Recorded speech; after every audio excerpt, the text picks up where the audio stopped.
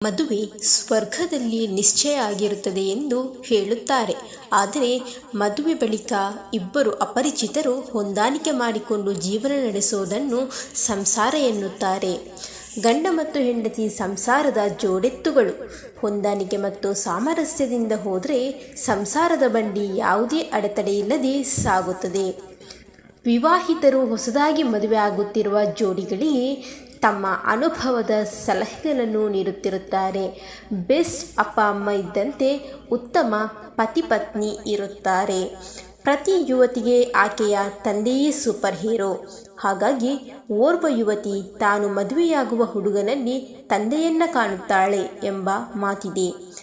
ಇಂದು ನಾವು ನಿಮಗೆ ಒಳ್ಳೆಯ ಪತಿಯ ಲಕ್ಷಣಗಳು ಯಾವುವು ಎಂಬುದನ್ನು ಹೇಳುತ್ತಿದ್ದೇವೆ.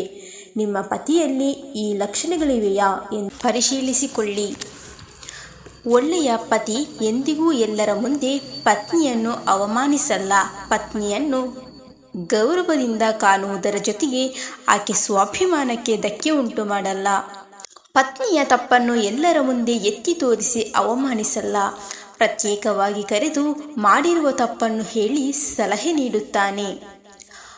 ಒಳ್ಳೆಯ ಪತಿ ತನ್ನ ಕೆಲಸದ ಒತ್ತಡದಲ್ಲಿ ಪತ್ನಿಗಾಗಿ ಸಮಯ ಕೊಡುತ್ತಾನೆ. ಈ ಸಮಯದಲ್ಲಿ ಆತ ಪತ್ನಿಯ ಭಾವನೆಗಳನ್ನು ಅರ್ಥ ಮಾಡಿಕೊಳ್ಳಲು ಪ್ರಯತ್ನಿಸುತ್ತಾನೆ. ಗಂಡ ಹೆಂಡತಿ ಮಧ್ಯೆ ಯಾವುದೇ ರಹಸ್ಯ ಇರಬಾರದು ಎಂದು ಹೇಳುತ್ತಾರೆ. ಒಳ್ಳೆಯ ಪತಿಯಾಗಿರುವ ವ್ಯಕ್ತಿ ಪತ್ನಿ ಬಳಿ ಯಾವುದೇ ರಹಸ್ಯ ಮಾಡಲ್ಲ. ಉತ್ತಮ ಪತಿ ಎಲ್ಲ ಜವಾಬ್ದಾರಿಗಳನ್ನು ಹಂಚಿಕೊಳ್ಳಲು ಇಷ್ಟಪಡುತ್ತಾನೆ ಮತ್ತು ಯಾವುದೇ ಪ್ರಮುಖ ನಿರ್ಧಾರಗಳನ್ನು ಪತ್ನಿ ಬಳಿ ಚರ್ಚೆ ಮಾಡದೆ ತೆಗೆದುಕೊಳ್ಳುವುದಿಲ್ಲ. ಸ್ನೇಹಿತರೆ, ಈ ವಿಡಿಯೋ ನಿಮಗೆ ಇಷ್ಟವಾಗಿದ್ದಲ್ಲಿ ವಿಡಿಯೋಗೊಂದು ಲೈಕ್ ಕೊಡಿ, ಶೇರ್ ಮಾಡಿ, ಸಬ್ಸ್ಕ್ರೈಬ್ ಮಾಡಿ. ಧನ್ಯವಾದಗಳು.